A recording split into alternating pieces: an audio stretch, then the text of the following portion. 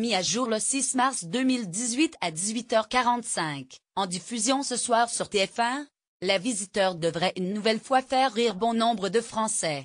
La comédie culte de Jean-Marie Poiré met en scène Christian Clavier et Jean Reno dans le rôle d'un écuyer et d'un chevalier qui traverse les époques et se retrouve catapulté dans la France des années 1990. L'occasion pour eux de découvrir à quel point les us et coutumes ont changé, mais aussi de livrer de nombreuses répliques passées dans l'inconscient collectif. En 2016, Poiré, Reno et Clavier ont offert un troisième épisode à la saga avec Les Visiteurs 3, situé en pleine Révolution française. Le film a réalisé un total de 2,1 millions d'entrées, un chiffre très en deçà de ce à quoi on aurait pu s'attendre de la part d'une suite de comédies aussi populaires.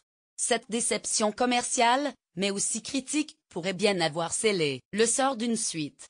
Pourtant, si l'on en croit le final des Visiteurs 3, la suite était toute trouvée puisque Jacouille et Godefroy se retrouvaient dans un château sous occupation nazie. Point d'exclamation. Il est toutefois peu probable que l'on voit débarquer les Visiteurs 4 dans un futur proche.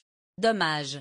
Résumé du film. Parce qu'il lui a sauvé la vie lors d'une échauffourée avec les Anglais, le roi de France Louis VI fait du chevalier Godefroy de Papincourt le nouveau comte de Montmirail et lui accorde en juste noces la riche Frénégonde. Cependant, abusé par le sortilège d'une sorcière, Godefroy tue son futur beau-père, qu'il avait pris pour un ours. Soucieux de réparer sa faute, il demande à un enchanteur de le ramener dans le passé, juste avant le drame.